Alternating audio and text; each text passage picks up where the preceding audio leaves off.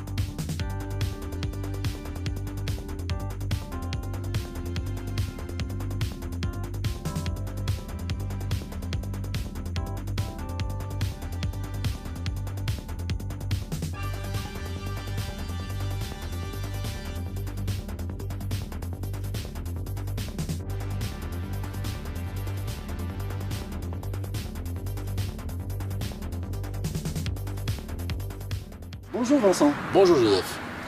D'où te vient cette passion?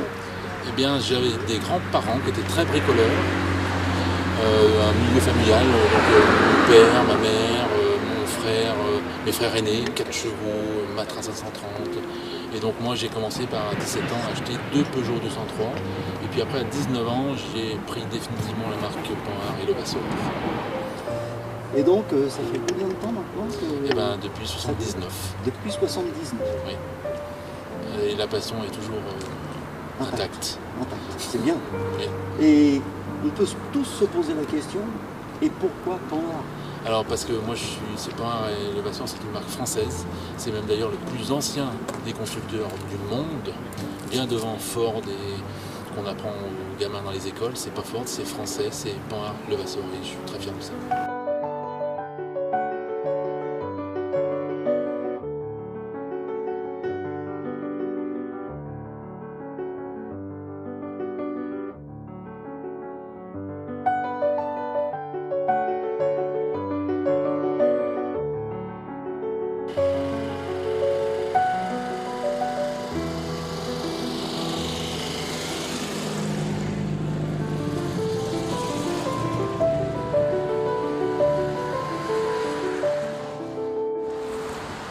Bien, nous voici dans l'atelier de Vincent, qui va nous expliquer pourquoi il affectionne particulièrement les Panhard. Eh bien oui. Alors déjà les Panhard, c'est une gueule. Il y a des yeux, il y a une bouche. C'est une voiture qui est souriante, qui n'est pas agressive. Et après on va regarder un peu ses entrailles. Voilà. Donc après il y a un moteur très particulier, bicylindre. Bon, ça, c'est comme la des chevaux. Avec une particularité, c'est le rappel des soupapes par des barres torsion, qui est une technique Panhard. On ne sait pas pourquoi ils sont allés chercher ça, mais ça marche. Et puis après, c'est tout accessible. Donc tu peux bricoler, tu peux tomber en panne, bon, pas trop souvent, mais tu peux repartir avec. Il y a de la place. Et il y a de la place. Voilà. Des questions? Non, pour l'instant, ça va. Bon, on le fait tourner? On le fait tourner alors.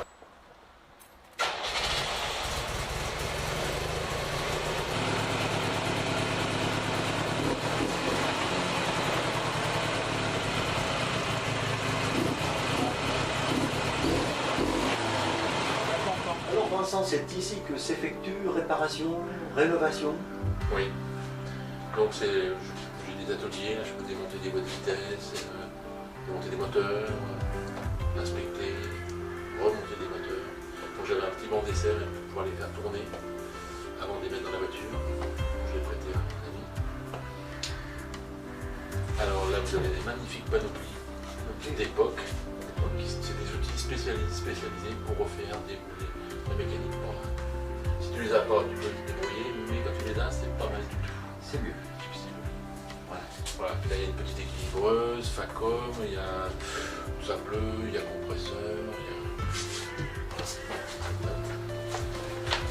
Et si on prend l'ensemble de toutes ces activités, de cette passion, ça t'amène quoi sur le plan personnel? Alors ça m'amène de belles rencontres avec des passionnés comme moi.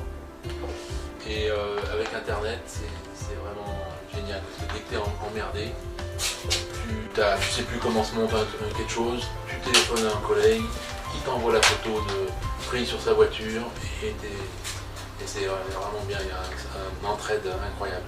Et puis les clubs.1, donc il y a des fichiers SOS dépannage. Quand tu es en panne dans un département, tu regardes la liste de ceux qui peuvent te dépanner, tu téléphones et il y a une entraide incroyable. Et puis quand tu roules en pain, de toute façon, ou en voiture ancienne, il y a un capital sympathie incroyable. Donc tu achètes ton pain et hop, tu es quelqu'un qui te branche, qui te... Poser des questions.